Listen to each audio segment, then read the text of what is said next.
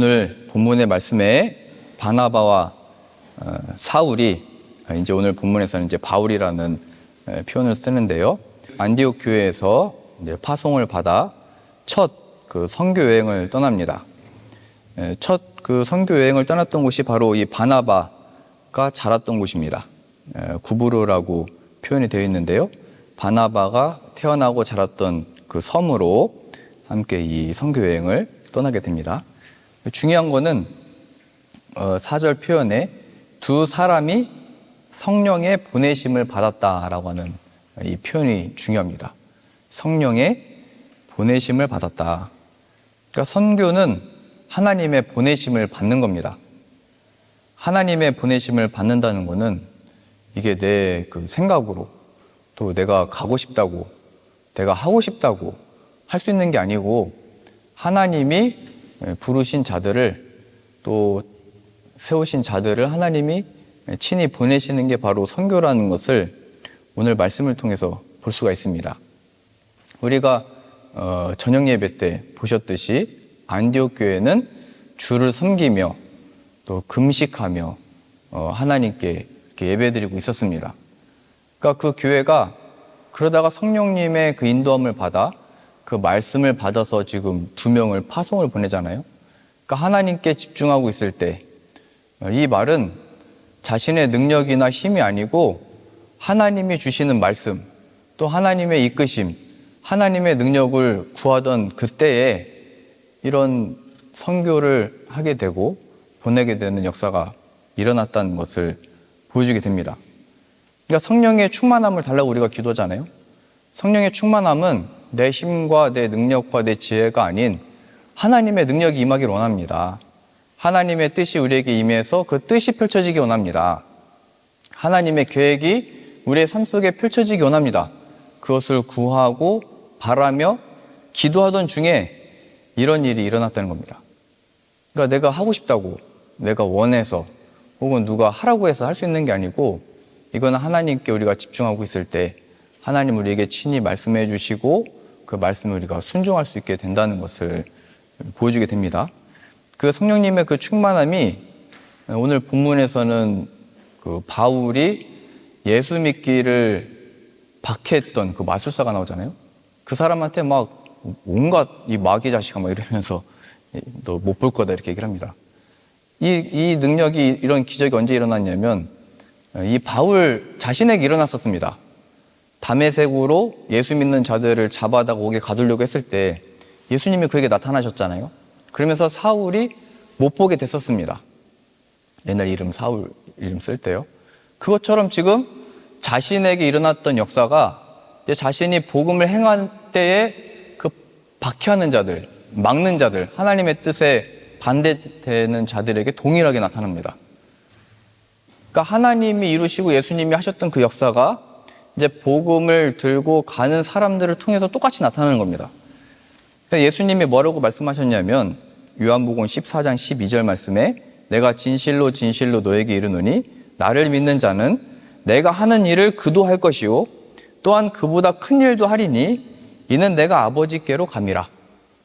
예수님이 행하셨던 그 기적들을 성령의 충만함을 받은 사람들을 통하여 이제 복음을 들고 가는 사람들을 통하여 펼쳐지고 나타나고 그러한 기적들이 일어난다는 겁니다.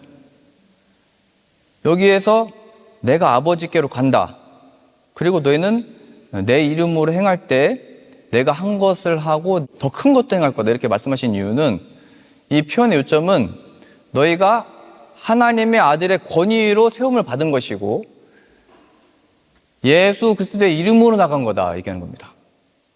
조성은이라는 사람이 설교하는 게 아니고 하나님의 권위로 선포하게 된 겁니다.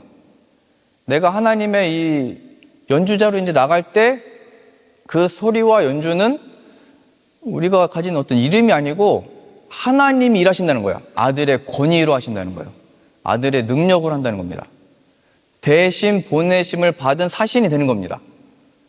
왕의 명령을 받아서 보냄을 받은 자는 신하이지만 왕의 명령을 가지고 왔기 때문에 왕의 권위로서 말하는 겁니다. 명령하고 선포하는 겁니다. 이제 나는 아버지께로 간다. 진실로 진실로 너에게 이르노니 나를 믿는 자는 내가 하는 일을 그도 할 것이요 또한 그보다 큰 일도 행하리라. 그래서 성령의 충만함을 받는다는 것은 내가 예수님의 이름의 권위로 지금 서 있다는 것을 발견한 것이고 아는 것이고 예수님의 행하심으로 행하는 겁니다.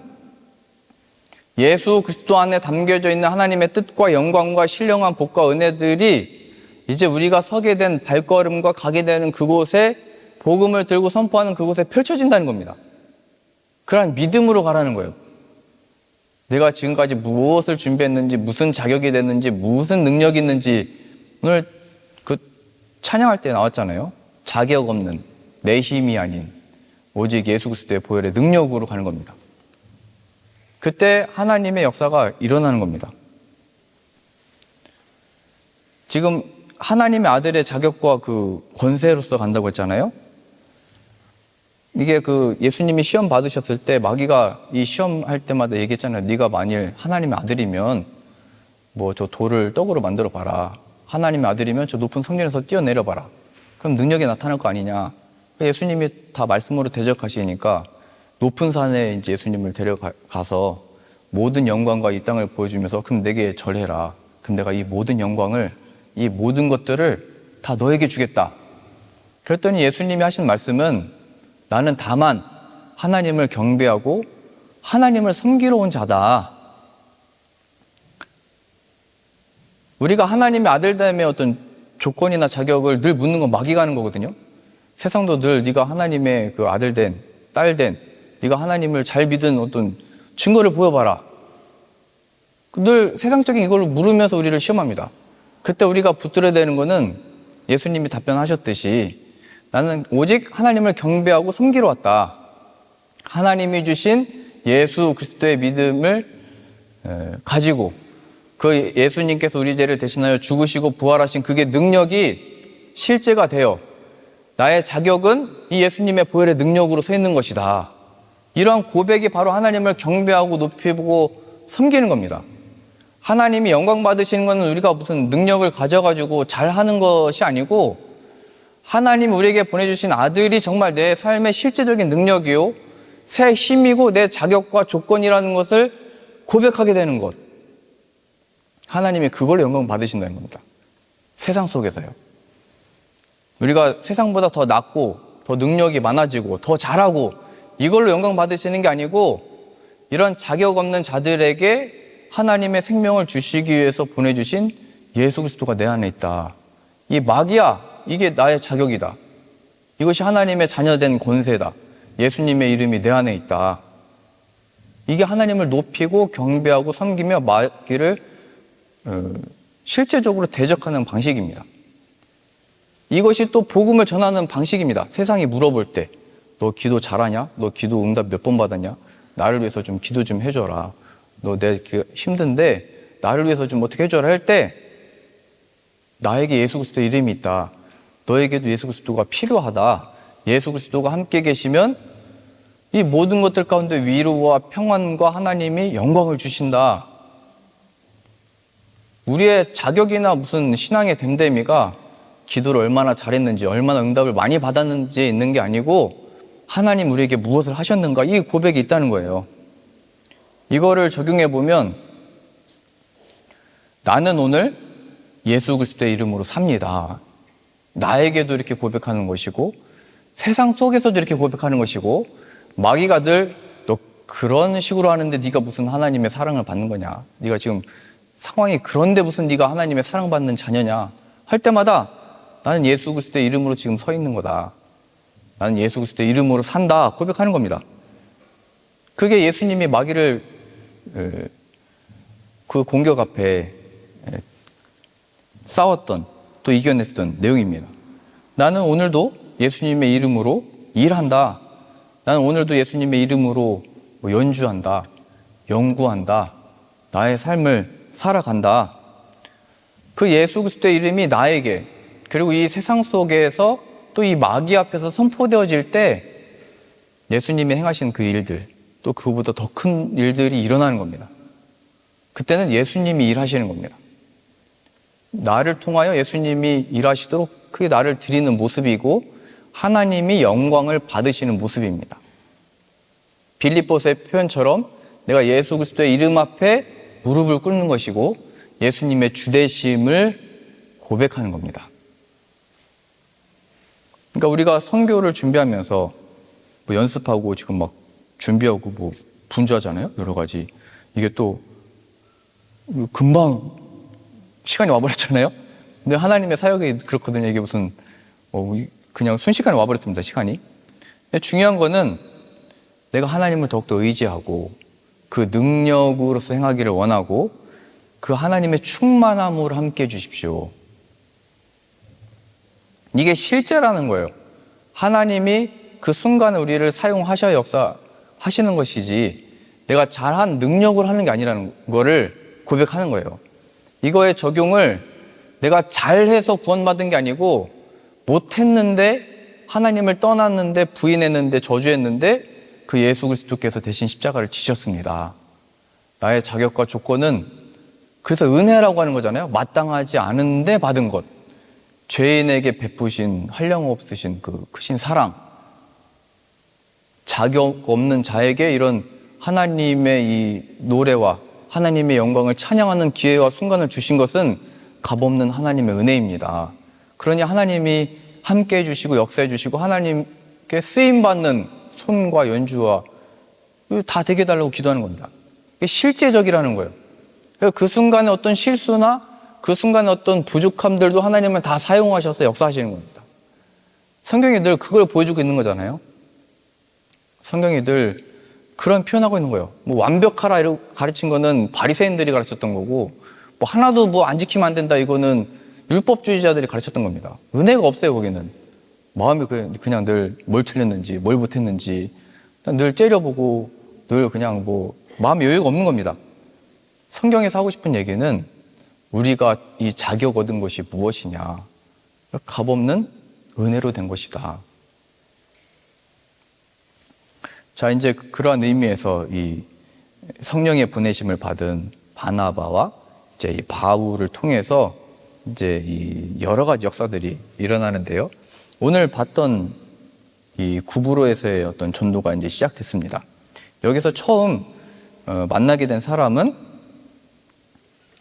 총독이라고 표현되어 있죠. 또 이름도 바울입니다. 서기오 바울이라고 되어 있는데요. 그러니까 로마의 보냄을 받아서 이 땅을 다스리고 이 땅을 또 로마의 그 통치에 맞게 정치에 맞게 잘 다스렸던 그 중에서 신분이 제일 높았던 사람인 겁니다. 그래서 이제 복음이 전에는 뭐 가난한 자에게 복음이 전파되는 것이 이사야 예언처럼 하나님의 이 메시아의 복음의 어떤 증거들이었는데 이제는 신분에 뭐 높고 낮음에 이제 차별 없이 그 누구에게는 이제 복음이 전파되어지고 뭐 유대인이나 이방인이나 차별이 없이 그냥 다 전파됐던 것처럼 이제 신분에도 다 상관없이 복음이 전파되어집니다. 하나님의 크심이 이게 우리는 뭐 가난하거나 힘들거나 이런 사람들에게 필요하다고 생각하지만 그렇지 않다는 걸 또 보여주게 됩니다. 이제 그 중에서 신분이 가장 높았던 이 서기오 바울에게 복음이 전파되어지는데요. 그래서 그 사람들을 만났을 때 오히려 이 신분이 높은 사람은 바나바와 바울을 초대해가지고 이 사람들이 왜 왔는지 무슨 내용을 가지고 있는지 듣고자 합니다. 우리들도 뭐 이렇게 어떤 조직이나 어떤 세상에서 높은 사람들을 만나보면 교만하지 않고 자만하지 않고 겸손합니다. 배우고자 하는 그 마음이 있습니다. 또 이렇게 넓은 마음이 있는 것처럼 보입니다.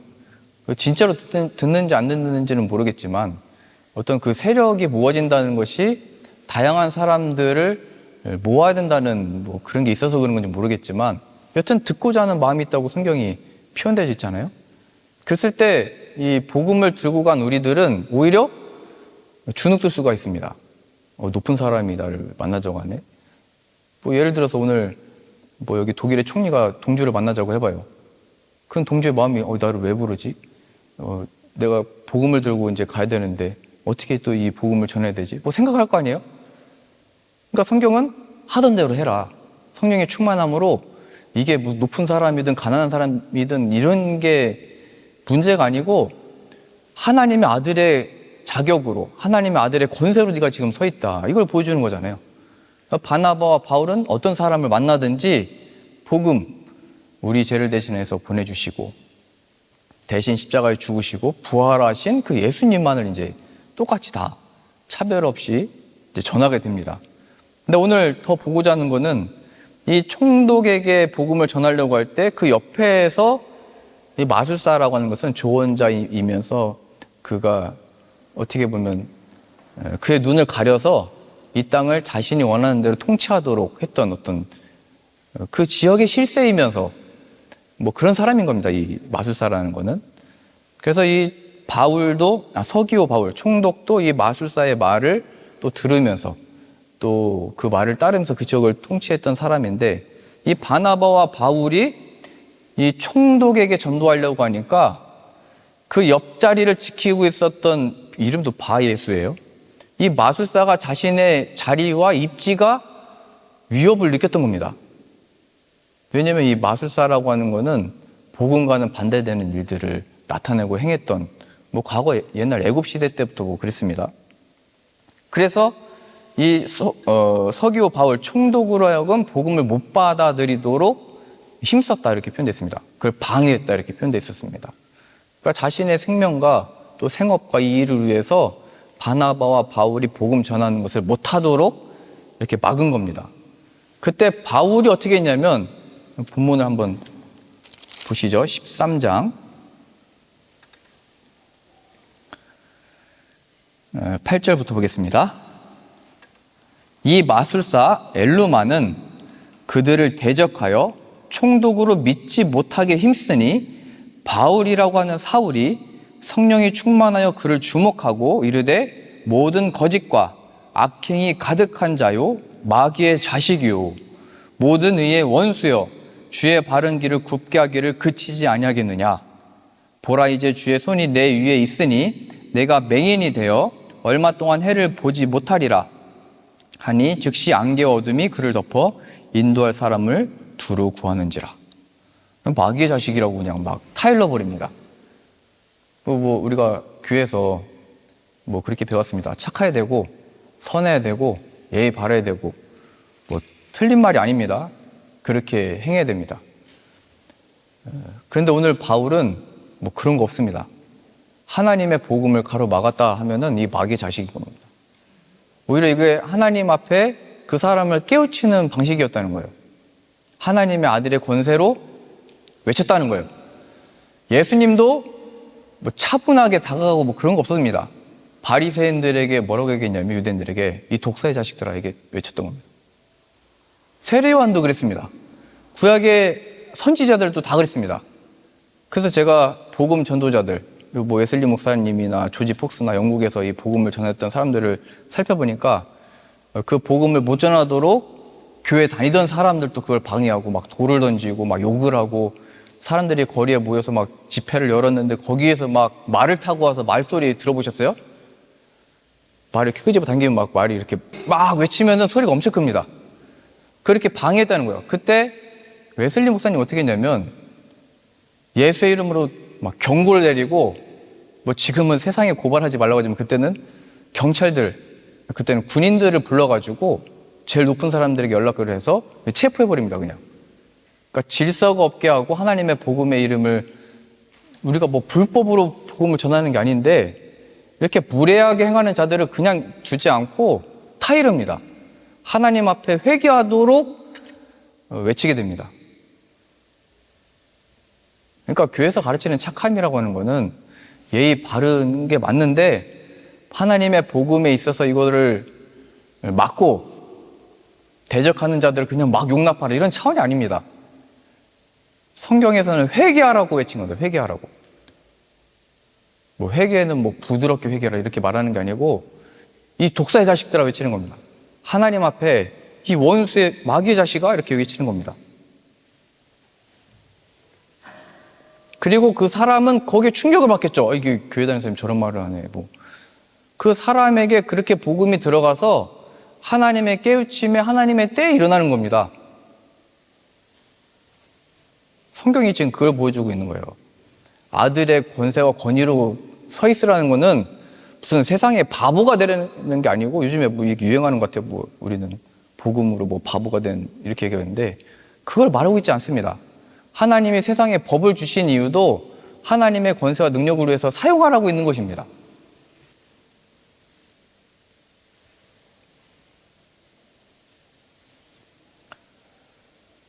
어떤 무례함, 무질서, 혼잡하게 하는 것, 예의 없는 것, 예수님의 이름으로 엄히 경고하고 하나님이 하시는 이 뜻 앞에 잠잠하라고 외쳐야 되는 겁니다. 마귀에게 가서 너 좀 나가줄래? 이렇게 얘기하는 겁니다. 예수님의 이름으로 떠나가라 외쳐야 되는 겁니다. 하나님을 경외함 없이 행하는 그 모든 일에 대해서 그렇게 하는 겁니다. 자녀들에게 대해서도 그렇고 내가 만나게 된 사람들도 그렇습니다. 복음이 전파되려고 할 때 그렇게 하는 사람들이 있을 때 그런 겁니다. 근데 더 놀랍고 신비한 거는 이 바울이 그렇게 외쳤을 때 진짜로 앞을 못 보게 돼가지고 인도할 사람을 찾았다고 표현됐잖아요. 그 옆에서 이 일을 보고 있던 그 서기오 바울 총독이 이렇게 된 것을 보고 놀랍게 여기며 바나바와 바울의 가르침을 믿었다라고 이렇게 12절에 표현되어 있습니다. 그러니까 하나님 하시는 일이 반대하는 사람들이 없어야 되는 게 아니고 하나님이 그 반대하는 사람들을 사용하셔서 이 총독으로 하여금 믿게 하셨더라. 이걸 보여주게 됩니다. 그래서 반대하는 사람들이 얻게 해주십시오. 이렇게 하는 게 아니고 하나님이 이 모든 것들을 합력하여 선을 이루도록 사용하여 주옵소서 기도하는 겁니다. 쉽게 적응해 보면요. 내가 뭐 시험을 준비하고 공부해야 되는데 자꾸 이걸 방해하는 일이 일어나요. 뭐 월요일 날 시험이어가지고 금요일부터 좀 벼락치기로 하려고 했는데 금요일부터 윗집에서 파티를 열어요. 그러면은 하나님 저 사람들 좀 어떻게 해주십시오 이렇게 하는 게 아니고 자기가 해결해야죠. 미리 공부를 할 걸 하나님 제가 잘못했습니다 하든지 모든 것을 합력하여 선을 이루실 줄로 믿습니다. 지금 제가 어려운 상황인데 은혜를 베풀어 주십시오. 그러니까 모든 것들을 합력하여 선을 이루시는 하나님을 보게 되는 겁니다. 제가 폴란드에서도 처음 목회했을 때 그 방 한 칸에 거실 한 칸이 있었던 방이었습니다. 그러니까 제가 설교 쓸 공간이 없어가지고 그 큰 마트 같은 데 가서 썼습니다. 거기 앉아있는 의자 있잖아요. 그 책상. 근데 제게 하나님이 거기서 말씀을 내려주시고 그 받은 말씀으로 선포할 때 하나님이 사용하시는 것을 경험한 겁니다. 나에게 이런 상황, 이런 처지가 주어진 이유가 다 있는 겁니다. 우리가 연주를 할 때도 연주에 집중해야 되는데 갑자기 막 뭔가 떠들고 산만하게 하고 뭐 그런 아이들 있잖아요. 그런 사람들 있잖아요. 갑자기 막 이렇게 하고 그랬을 때 그걸 하나님께 맡기는 겁니다. 나는 이 상황에 흔들리고 나는 지금 이 주변 분위기에 흔들리지만 하나님이 모든 것을 지금 주관하고 계시는 줄을 믿습니다. 하나님이 이 모든 것들을 사용하셔서 역사해 주십시오. 이게 실제적인 겁니다. 실제적인 것. 하나님이 그 모든 것들을 주관하고 계시는 것을 아는 것. 제가 이 말씀 준비하다가요. 또 사순절이니까 이 말씀 나누고 싶은데요. 예수님이 십자가를 지시고 십자가를 못 박히러 가실 때 옆에서 그걸 구경하고 있던 구레네 시몬이라고 기억하시죠? 그 사람에게 이 군인들이 예수님이 자꾸 넘어지고 못 지고 가니까 구레네 시몬에게 억지로 그 십자가를 지게 해서 십자가 이제 지는 곳까지 따라가게 했습니다. 구레네 시몬은 지금 보면은 그 이집트 옆에 있는 리비아라고 하는 땅의 사람인데 유대인으로서 그쪽에서 지냈던 사람들입니다. 또 제가 찾아보니까 그 리비아에 유대인의 회당들이 많았었고 유대인들이 많이 거주를 했대요. 그러니까 이집트 옆에서 살고 있다가 유월절 지키려고 예루살렘에 와 있다가 구경하고 있었던 거죠. 저 사람이 뭐를 하는 건가? 왜 군인들이 저 사람에게 십자가를 지운 건가? 구경하고 있다가 억지로 십자가를 지은 겁니다. 성경의 표현에 억지로 십자가를 지었는데 나중에 그 로마서 16장의 표현에 보면 바울이 뭐라고 표현했냐면 이 구레네 사람 이 시몬의 아들들의 이름이 나오거든요. 알렉산더, 그 다음에 루포라고 나옵니다. 근데 바울이 나중에 로마서에서 16장에 뭐라고 표현하냐면 하나님의 이 부름을 받은 루포와 루포의 어머니에게 문안해라. 이 루포의 어머니는 또 나의 어머니다. 이렇게 표현됐습니다. 그러니까 바울이 한참 뒤에 이런 얘기를 한 건데요.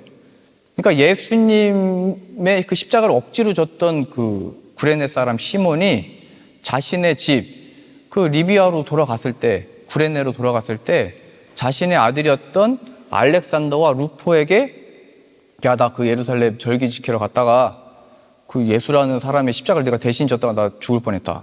나 뭐 힘들었다. 뭐 이렇게 했다는 거예요. 그리고 그가 그 십자가에서 죽었는데 그 밑에서 마리아와 이 사람들이 울더라. 근데 3일 만에 부활했더더라. 이 소식을 이 억지로 십자가를 졌던 그 시몬이 전한 건데 그의 아들들이, 그의 아내가 믿게 됐다는 겁니다. 그러니까 그 당시에는 누군가가 십자가를 억지로 진 것 같고 또 이게 뭐 무슨 영향이 있을까 이렇게 볼 수 있지만 결국에 하나님의 복음이 그렇게 흘러갔다는 거예요. 지금 오늘 이 서기오 바울, 총독은 관심을 가졌고 반대하는 사람 있잖아요. 이게 그 나머지 사람들은 무관심해 보입니다. 더 많은 백성들은. 그런데 그렇지 않다는 거예요. 총독과 방해하는 자들이 있을 때 하나님이 뭐 두 사람의 이야기지만 그것을 보고 듣는 많은 사람들이 총독에게 바울이라는 사람이 찾아갔더라.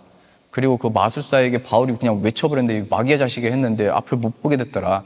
이런 이야기가 흩어지고 퍼지다가 하나님의 때에 하나님의 복음이 이 사람들에게도 이제 알려지고 전해지고 믿게 된다는 사실입니다. 그러니까 우리가 영국 다녀왔을 때 이 복음을 전하고 함께 교제하고 예배드리고 열매 모임하고 연주했던 게 무슨 영향이 있냐? 무슨 성과가 있냐? 우리는 그냥 바로 뭐 보고 싶잖아요. 바로 막 변화된 걸 보고 싶고. 막상 가니까 막 반대하는 것 같은 또 막 소리 지르는 뭐 다른 걸 경험하는 거거든요. 그러니까 그 속에 우리는 복음의 씨앗을 뿌리고 오는 거예요. 그 열매를 맺게 하는 때는 하나님께 속해 있다는 거예요. 우리가 자녀를 기르는 것도 마찬가지잖아요. 내가 이렇게 먹이고 사랑을 주고 뭐 해도 하나도 안 되는 것 같지만 그 어느 순간인가 철이 들고 부모를 생각하는 마음이 생기고 그 때가 있는 겁니다. 때가. 그러니까 오늘 말씀에 성령의 보내심을 받고 성령의 충만함을 받았다는 것은 그 사람이 관심을 가는 사람이 뭐 높은 사람이 가졌으니까 더 마음을 주고 또 반대하는 사람이 있으니까 뭐 실족하고 이러지 말고 하나님이 보내신다는 거 기억해라. 아들의 이름으로 네가 지금 서 있는 거다. 이 일을 계속해라. 이 얘기입니다. 이거 모든 것에 적용할 수 있습니다. 내가 지금까지 인생을 준비를 잘 못한 것 같고 잘 못 산 것 같고 그 하나님은 얘기하는 겁니다. 그거 그냥 다 버리고 계속해라 얘기하는 겁니다. 계속해라. 내가 내 때에 내 역사를 이룰 거니까 바나바와 바울 계속해라.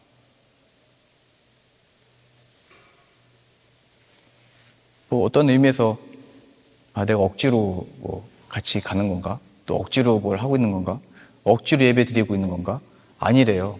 억지로 예배 나온 것 같아도 하나님이 하나님의 때에 열매 맺게 하시는 겁니다. 그러니 늘 우리는 말씀의 자리, 예수님과 그 가까이 있던 구레네 시몬도 억지로 십자가 졌다가 그 가족이 구원을 받았잖아요. 그것처럼 늘 예배의 자리, 하나님의 말씀이 선포되어지는 자리 찾아가시고 참여하셔서 성령의 충만함을 받고 하나님께 복되게 쓰임받는 저 여러분들 다 되실 수 있기를 소망합니다.